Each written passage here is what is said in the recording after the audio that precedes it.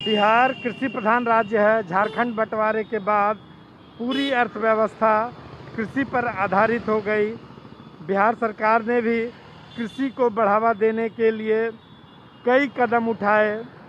कृषि उत्पादों के भंडारण के लिए भी नीति बनी, लेकिन अब तक वो धरातल पर नहीं उतर सकी। किसानों का जो मुख्य समस्या है पहले रख रखाव की समस्या है। बड़ी उम्मीद के साथ किसान भाई जो खेती करते हैं, खेती करके घर तक तो किसी तरह वो ले आते हैं, रख रखाव के लिए उनको उचित स्थान नहीं मिल पाता है।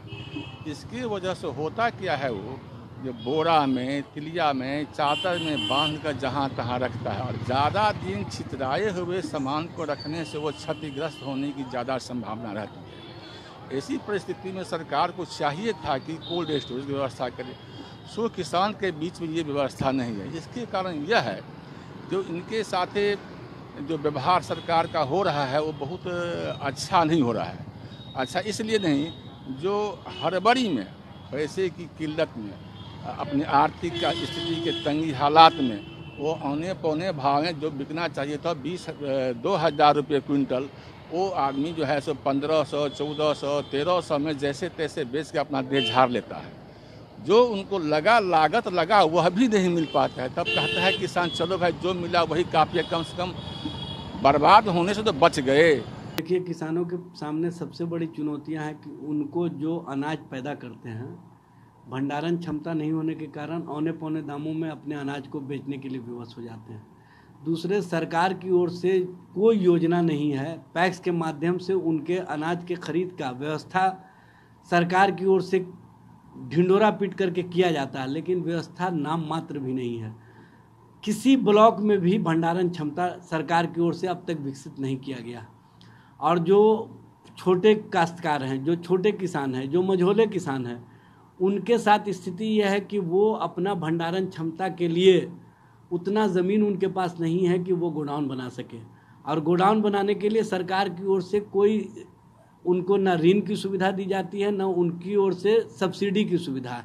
सरकार की सबसे बड़ी विडंबना ये है कि भंडारण क्षमता नहीं होने के कारण किसान अगली बार जब उस अनाज से बीज उपलब्ध कराने के लिए सोचता है तो उसके पास बीज उपलब्ध नहीं होता है और वो बाज़ार से बहुत भारी कीमत अदा करके बीज खरीदने का काम करते हैं। और बीज भी इस टाइप का होता है जो कहीं ना कहीं बिझा हुआ होता है, उसको देखने वाला नहीं होता, उसमें कीड़े लगे होते हैं, जिस कारण किसान जब बीज की बुआई करते हैं तो उनको उस हिसाब से अनाज भी नहीं मिल पाता है, अनाज उत्पादित नहीं हो पाता है, जिससे उनको आर्थिक क्षति होती है।